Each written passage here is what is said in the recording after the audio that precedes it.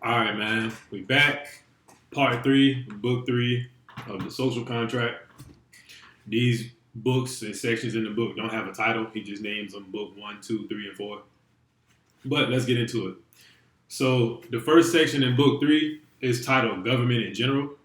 And I guess this is basically how he breaks down what, like, specifically what government is and how it works, I guess, is how I would describe it. But the first thing he was said that I wrote down is that he says that every action is the occurrence of two causes, which is force and will. And force being, well, will being the actual want to do something, and then the force being you actually doing it. That simple. And then he defines government on page 66.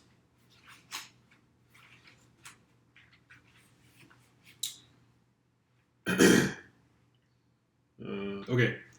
So he says, what then is government? It says, government is an intermediate body set up between the subjects and the sovereign to secure their mutual correspondence, charged with the execution of laws and maintenance of liberty, both civil and political. The members of this body are called magistrates or kings, that is to say, the people who actually govern them, and the whole body bears the name prince. So the people that are part of the government are the kings, and then the government itself, or kings or magistrates, and then the government itself is called the prince. It says, thus those who hold the act by which a people puts itself under a prince is not a contract are certainly right. It is simply and solely a commission, and employment in which the rulers, mere officials of the sovereign, exercise in their own name the power with which it makes them depositaries. This power it can limit, modify, or recover at pleasure. For the alienation of such a right is incompatible with the nature of the social body. Alienation just means to give something up with the nature of the social body and contrary to the end of association. So he says, I call then government or supreme administration the legitimate exercise of executive power, and prince or magistrate the man or the body entrusted with that administration. All right. So the next thing is he says that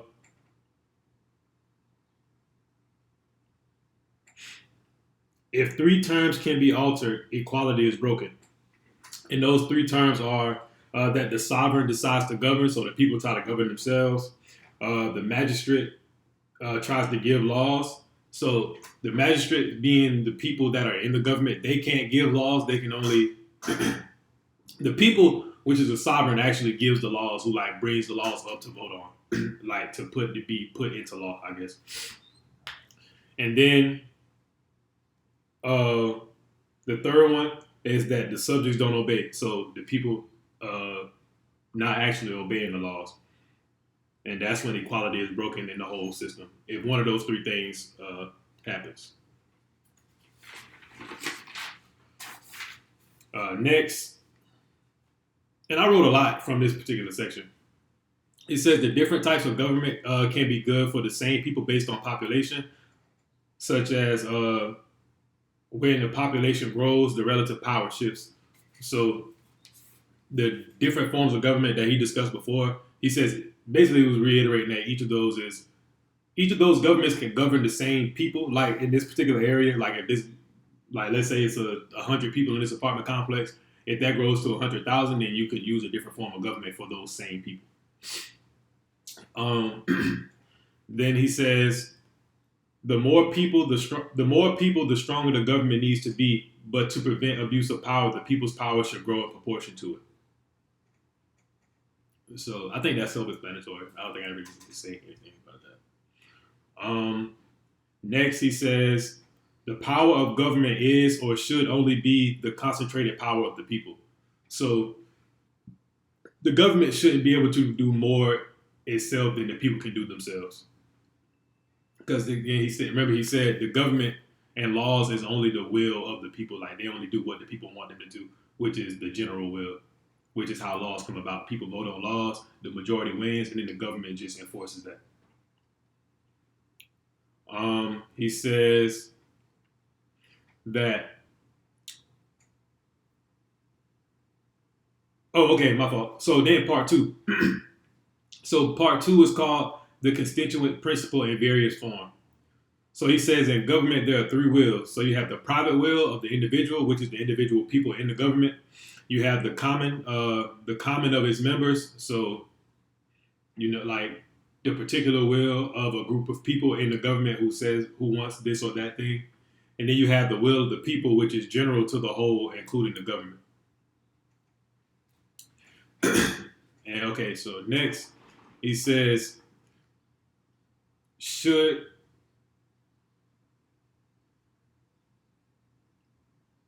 be people, government. Okay, so in the order of those wills should be people, government, and private. But he says according to the natural order of things, like how things typically end up going, is that in order it goes private, government, then people. And he says they become more active in proportion that they are concentrated. So the less people you have in a particular will, the more active that particular will is. Because if you have a lot of people, then you have the tendency for some people not to participate. Just like in voting nowadays, because the election coming up, it's a bunch of people in the United States. Everybody don't vote. You know what I'm saying? So he says the corporate will is generally more powerful because they are generally more active, and the corporate will meaning the will of the government. And it says the more people. It says because the more people there are, the slower decisions are made, and then. He said the job of legislator is to find the middle point. And I wrote down page 74. So let's see if I had anything actually pulled from that. The job of legislator is to find the middle point.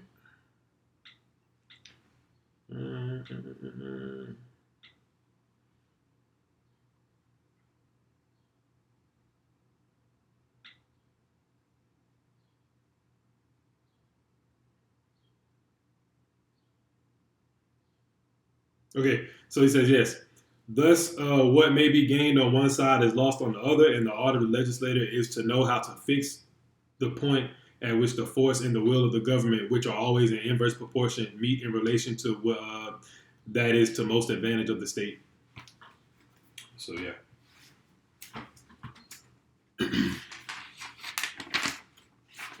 All right, so part 3, part 3. He says, so this one is titled The Division of Governments. So you have 3 types of government, democracy, aristocracy, and monarchy. And it says, based on principle, the number of magistrates should be inverse, like the number of people in the government should be inverse to the number of people. So the more people you have, the less people you should have in government.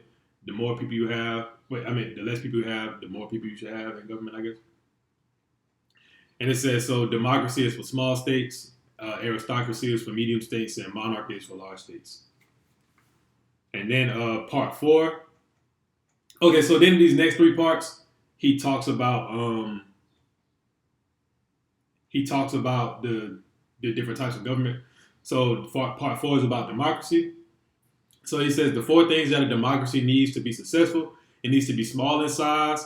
It has to have simplicity of manners, meaning like a simple way to get things done, or a simple order, and with like a process for things to get done. You need to have equality of rank and fortune, so riches and stuff like that, like money. And you should have little to no luxury. And that ain't what we got here in America. We got a democracy, but some people up here and some people down here. Well, some people up here and a lot of people down here. So, and it says, he says democracy is most subject to civil wars, which I thought was interesting. And part 5, he talks about aristocracy. He says the transmission of the father's power and goods to his children made government hereditary. I mean, obviously, he said more than that, but that's the one thing I picked out that I thought was interesting. So basically, people, like generational wealth, people passing power down. That's what made government hereditary. That's where aristocracy comes from. When the people in power they pass on their power to their offspring, or like their family members and stuff. And then he says there's 3 types of aristocracy, which are natural, elective, and hereditary. So he says it should be a rule that administration of public affairs may be entrusted to those who are able to give more time so the rich is not always put first. So basically saying it shouldn't matter if you got a lot of money. You should give like more power to people who actually have the, like I said, has the time and the attention to pay attention to the people and like the things that need to get done. Actually, I kind of want to explain the three types of aristocracy. And this is book 3, and this is part 5. Democracy. Okay. Aristocracy. Okay. Yeah, so the 3 types of aristocracy: natural. Okay, so he says there are 3 sorts of aristocracy: natural, elective, and hereditary. The first is only for simple peoples. The third is worst of all governments, and the second is best and is aristocracy properly so called.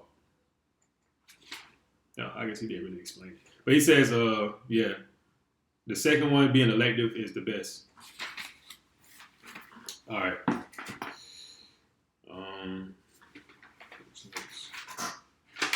All right, part 6, monarchy. So on page 82, he says, the power which comes of a people's love is the greatest, but it is precarious and conditional. I'm sorry, my pen was going out. Kind of hard to see, but it's precarious and conditional. And kings will never be content with it. And he says, kings desire to be wicked. It says a defect of monarchies is that the right men rarely rise to the top versus with the republic.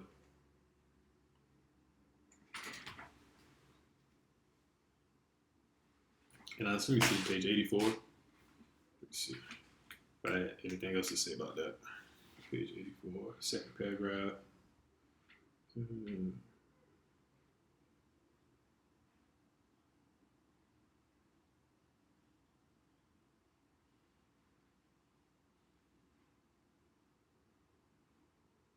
Oh yeah, so he basically said the people that make it to the top in monarchies are people that just got bad morals and finesses and stuff like that. Like they just be finessing their way to the top. They don't really. He said they shouldn't really be there. And then there's a quote. He says it's easier to conquer than to rule because ruling means like you have some type of leadership capabilities and you know how to direct something versus conquering you just lead it by force, which he stated in part 1 of book 1. Like that don't really make sense to do. Like it's self-defeating. So yeah, go back to my first review of book 1 in this if you want to know what that means. But next he says biggest disadvantage is corruption and secession due to robbery. 85, part 2. But basically he's saying like one of the biggest things that can go wrong in monarchy is people accepting bribes and stuff like that. I don't think I have really much else to say about it. Page 85, paragraph 2.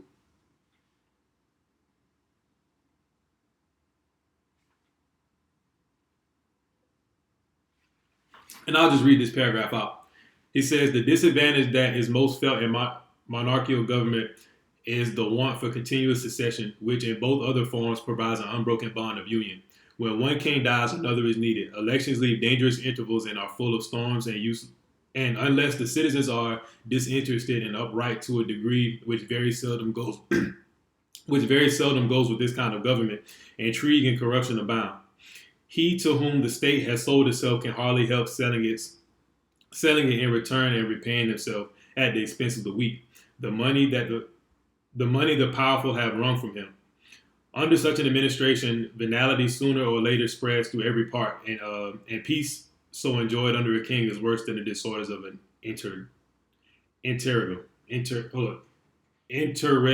Yeah, basically meaning like a period of time where there's no government.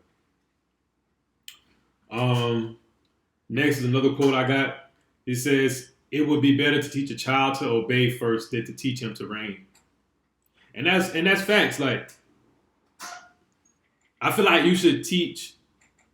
Basically, he's saying like you should teach somebody what it's like to be in the other person's shoes before you teach them to be in the position that they want to be in, or the position that you really want to teach them to be in. Because to be an effective leader, you have to understand, you have to have a certain level of empathy to be an effective leader. I feel like you have to be able to put yourself in other people's shoes, whether that's your boss at the job or like, you know what I'm saying, the head coach of your basketball team. Like you gotta know, you gotta understand what it's like to be a player. You know what I'm saying? It's cool. Like how you want to be the CEO if you ain't willing to be the janitor. You feel me? Shit like that. Part 7 is called Mixed Governments, but I didn't really write anything from there. Part 8, it says all forms of government do not suit all countries.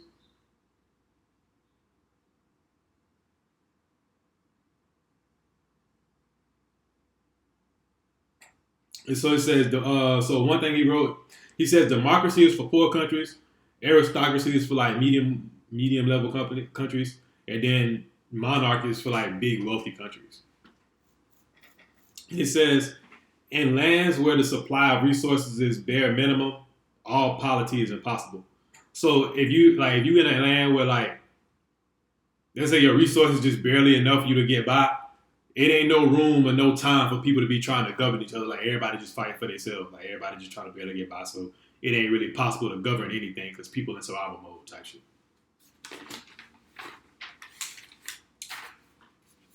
And so I wrote like a kind of summary of this chapter because it was a lot in it. But he says, so I said it's generally about how different climates and different kinds of people support different kinds of government, basically. So basically, like if you live by the water, or if you live in the mountains, or like if your land got like you can grow a lot of stuff in your land versus if you can't grow a lot of stuff in your land, stuff like that.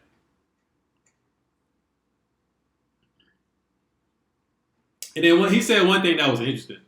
So he said a monarchy's lever of rule is a weakness and a strength. So the lever of rule is basically like how far away removed he is from his people when making decisions. So he says it's a strength because if something were to go wrong, it's like people can't really get to him. You know what I'm saying? But it's a weakness because he can't really get to the people. Like he's not in and around them, influencing them. You know what I'm saying? So that's that.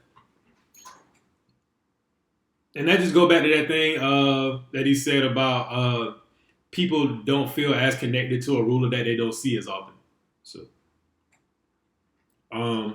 So he says part 9 is the marks of a good government. So and it was real simple. He says a government in which the citizens increase. So if people like the civilization is growing, then it's a good government. And then he says civilizations die by permanent circumstances. So what he was saying there was like when you have a moment where like people don't like something and like they might have a war or like stuff like that, that don't necessarily mark the fall of a government or like a civilization. The fall of a civilization occurs when there's things that are ongoing for like a long period of time. Like when people revolt, he said it's really a good thing because it means the people are alive, they're feeling something, they're fighting for like the things that they want. Like it's operating as it should in a way. But once everything starts to die out and people stop caring and like things just continue to be stale and go on the way they are, that's when like a civilization it dies or it's dying. 10, he says the abuse of government and its tendency to denigrate. So he says there are 2 causes for a government to denigrate. And he says when it contracts, like when a government gets smaller, it says when it passes from many to few. So when it goes from a democracy to an aristocracy to a monarchy, so that's when the government starts to die off. And he says 2, when the state is dissolved. And he says the state can be dissolved in 2 ways. So the first way being the prince, which is the government, ceases to administer the state in ordinance with the laws and usurps the power of the sovereign. So when the government stops following the laws and stuff like that, and when it starts trying to take away the power of the people, that's when the state dissolves. Or the second way is like the members of the government severally usurp the power they should only exercise as a body. So what he's saying is like the individual members of the government try to be more powerful against other people in the government, trying to do more than they should. You know what I'm saying? And then And on page 101, he defines the difference between a tyrant and a despot, a DSPOT, a despot, a despot, however you say it. That's page 101.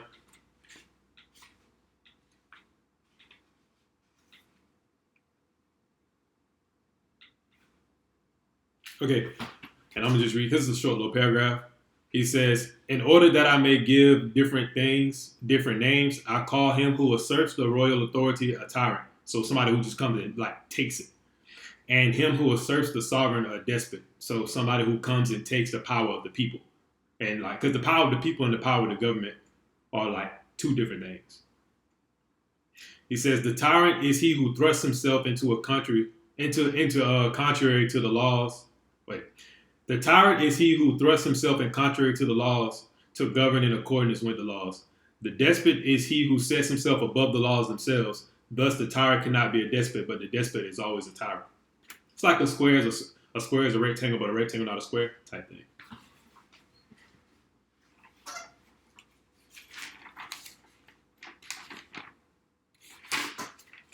All right, part 11 is the death of the body politic. And the only thing I wrote from there is the body politic can't last forever, but it is the job of man to make it last as long as possible. So like I said, nothing lasts forever. So that's just that. Part 12 is titled How the Sovereign Authority Maintains Itself. And so part 12, 13, and 14 are all just continuations of this general concept. And I wrote down 3 things from there. So first being, he says regular assemblies. So the first way is regular assemblies. And assemblies that are not called by the government should be deemed unlawful. So the people should regularly get together and discuss matters and things. So he says, if you're like in a governing a civilization or an area that has multiple towns, he says to make for those assemblies in multiple towns, the seat of the government should travel from town to town and have the assemblies that way instead of having everybody come to one place. And then he says the government views the assemblies with alarm and tries to stop citizens from having elections because stop citizens from having objections. My fault. Because he says during these times, executive power is suspended, and obviously the executive power wouldn't like their power being taken away, so they try to stop people from doing like having to get-togethers and stuff. So part 15 is titled Deputies or Representatives, or so deputies/representatives, the same thing. So he says when people rather pay than do things themselves, the state is not far from fall. Next, he says, when you make gifts of money, you will not long be without chains. So once you start paying for stuff, like paying people to do stuff, after a while, you're just in slavery. He says, enforced labor is less opposed to liberty than taxes. So he says, you're more liberated as a slave than somebody who has to pay taxes, which I thought was a really interesting concept. So on page 108, and I didn't write it down because it was a lot. So let me see what I said. It says the better. Okay, so it says the better the constitution of a state is, the more do public affairs encroach on private in the minds of the citizens. Private affairs are even much less importance because the aggregate of the common happiness furnishes a greater proportion of that of each individual, so that there is less for him to seek in particular cares. In a well-ordered city, every man flies to the assemblies. Under a bad government, no one cares to stir a step to get to them, because no one is interested in what happens there, because it is foreseen that the general will not prevail, and lastly, because domestic cares are all absorbing. Good laws lead to the making of better ones, and bad ones bring out worse. As soon as any man says of the affairs of the state, as soon as any man says of the affairs of the state, what does it matter to me? The state may be given up for loss. So when people start losing faith in the government, saying, the right thing, not going to happen no way, then the government on it, you know what I'm saying? He also says only the executive power should have representatives. And that's on page 109. Says it at the bottom.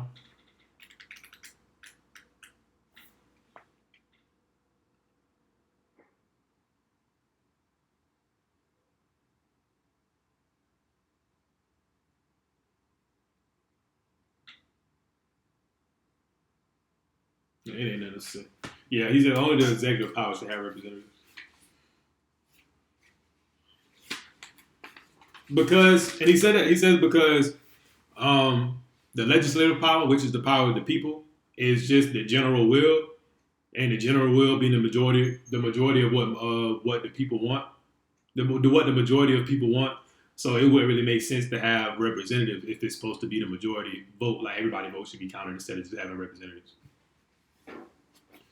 Part 16, the institution of government is not a contract. So he said, if it were possible for the sovereign to possess the executive power, right and force would be confused, and the body politic will fall victim to the violence it sought to prevent. So basically, the people shouldn't have power to actually enforce the law because they make the laws, and once they do that, they say that's what he says. There'll be a lot of confusion and things will go wrong.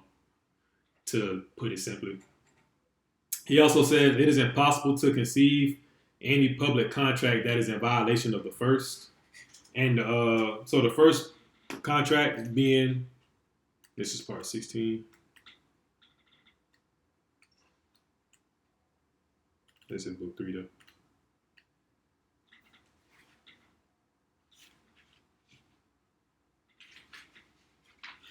So he says, there is only one contract in the state, and that is the act of association, which in itself excludes the existence of a second.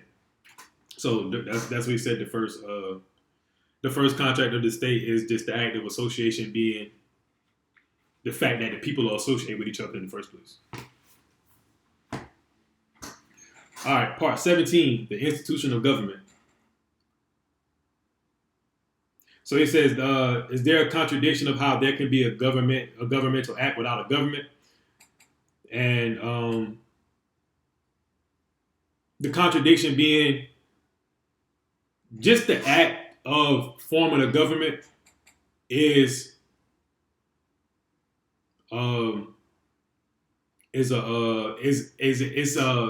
executive in nature, like just forming that.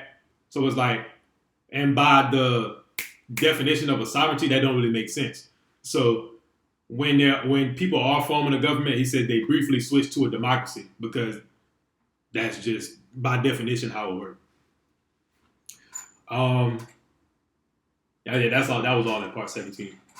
And then in part 18, it's called, let me underline this. So he says how to check the assertions of government, and assertions mean basically when they try to overstep and do more than they should.